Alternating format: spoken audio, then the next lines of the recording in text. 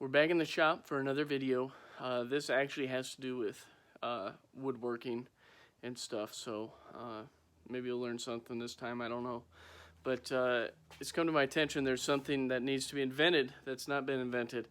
And the way this came to be was actually a conversation Amanda and I were having about sweet corn, which as every good married couple knows, you have to have conversations about sweet corn.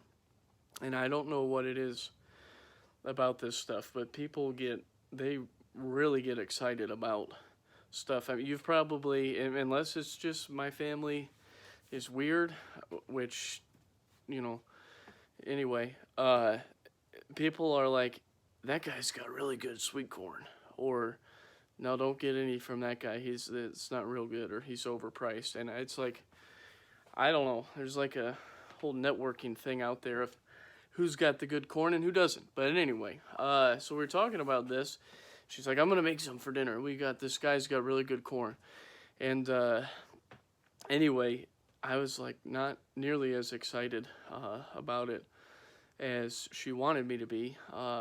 And so I just had to tell her, look, I mean, I like corn, but honestly, it's a whole big production to eat the stuff, because you have to butter it, you got to put salt on it and pepper, at least, at the bare minimum, and maybe you go above and beyond at that.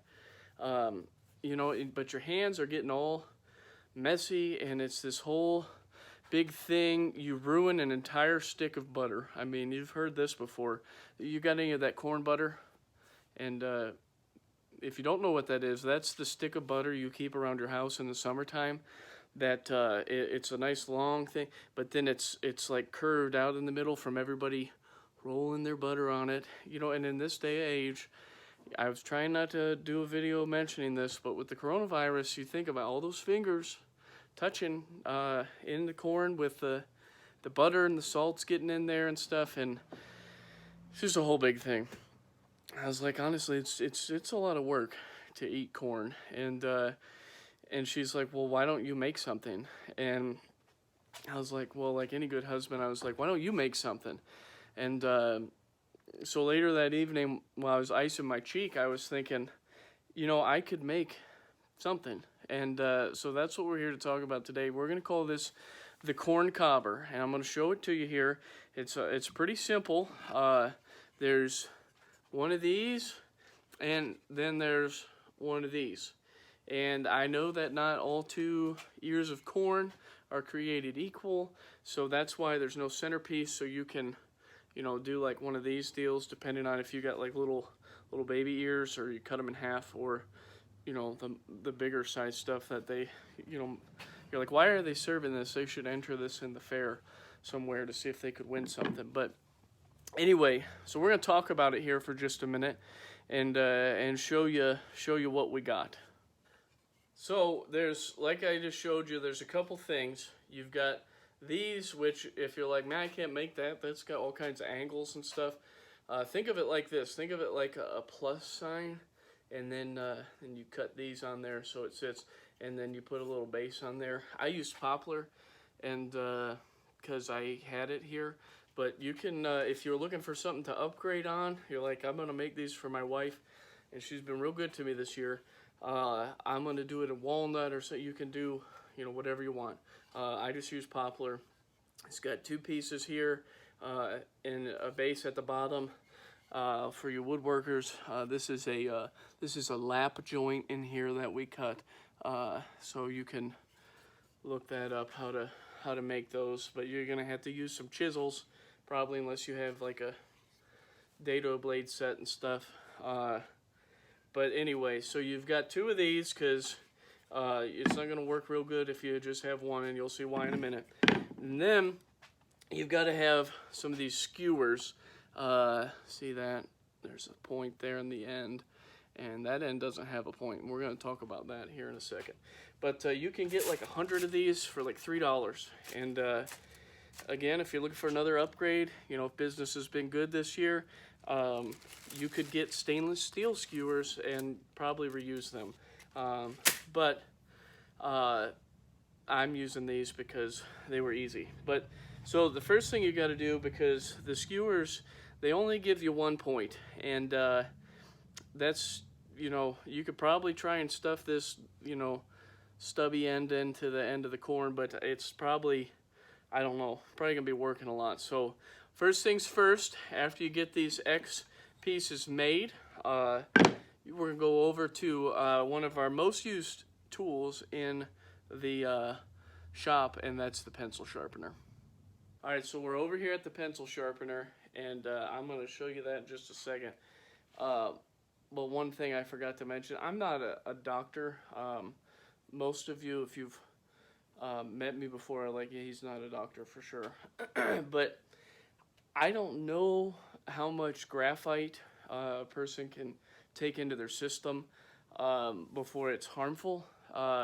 So if you're doing this, sharpening a lot of pencils, you may want to get like have a personal sharpener for only these.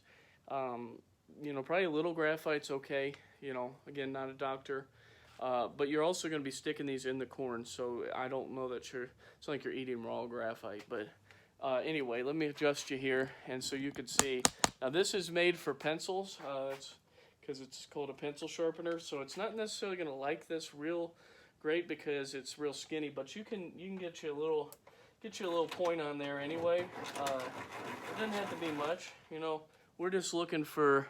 We're not trying to, stick the unpointed end of one of these things in a piece of corn.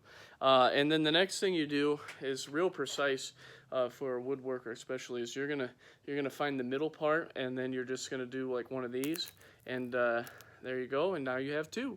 And we're gonna show you the next step of this, which is where it starts to get really fun.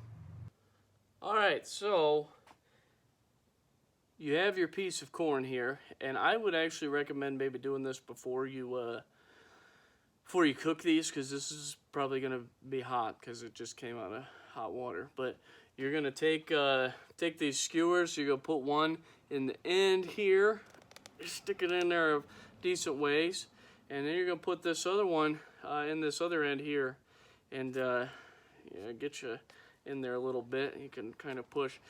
Then you're going to cook it, which you're going to have to go watch some Good Housekeeping thing on cooking corn. But so pretend this is cooked. So you got it. You get it out of the pot, and you're all ready. And you're like, man, I want to eat this thing, but I need to doctor it up. I need to dress it up first. Like I said, this is made for any size ear of corn. As wide as you can possibly stretch your arms. And let me try and zoom you in here so you can see this a little bit better. All right, so you've got your piece of corn here. Now the cool thing about this is I mentioned that corn butter before, how you have that long stick of butter that's like for only corn. Now what you can do is take that thing of butter, hold it in your hand obviously with the wrapper over it, and you're just gonna spin this thing. As you're spinning it, you're bringing the butter back and forth on here. See how that? Look at that. You're gonna get butter all over that thing. Then I don't have any here, but you're gonna take down, get you a pinch of salt. As you're spinning here, we're just gonna sprinkle the salt. My wife says the higher you sprinkle from, the better.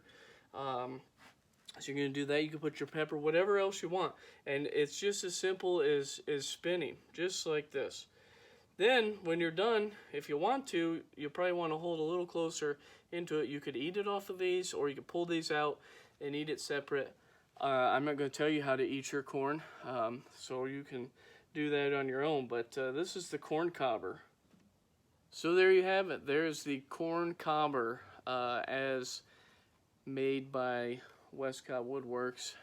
So if you have any questions about how to make those that I didn't answer in the video, feel free to send those along. Other than that, I hope you have a more enjoyable time eating sweet corn for the rest of this summer, and hopefully we'll be seeing these things at lots of family gatherings. I can see ladies carrying these around in their purses along with all their other odds and ends, just in case you ever pass that farm stand and you're like, that guy has got good corn.